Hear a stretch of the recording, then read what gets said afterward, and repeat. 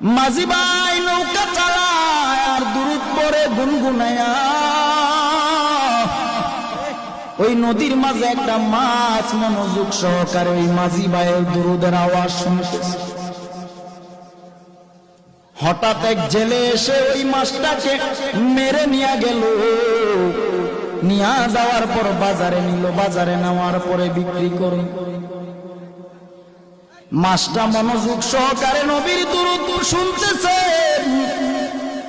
আর ওই দিক দিয়া জেলে ভাই মাছটাকে ধরে নিয়ে গেলেন বাজারে বিক্রি করে।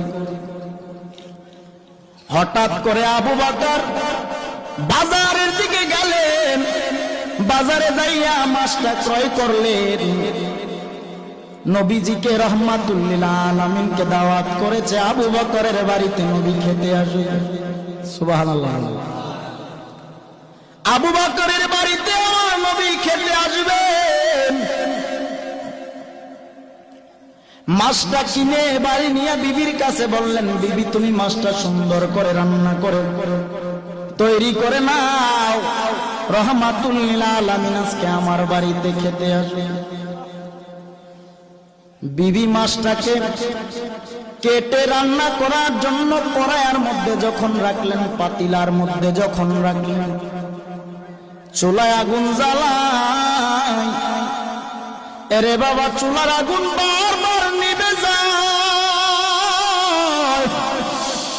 আবু বকর চিন্তা করে দেখলেন মাছটাকে রান্না করার জন্য রেডি করে আগুন নিভে যায়, চুলায় আগুন জ্বলেন। নবীকে দাওয়াত করেছি, নবী খাবে, কিন্তু মাছ রান্না করতে না পারলে নবী খাবে কিভাবে? আবু বকর নবীকে দাওয়াত করলেন, রহমাতুল লিল আলামিন চলেন একটু আমার বাড়িতে যাবেন। নবী গেলেন। যাওয়ার পর আবু বকর সম্পূর্ণ ঘটনাটা খুলে বললেন, নবী মাছ ক্রয় করলাম, বিবিকে দিলাম কেটে রান্না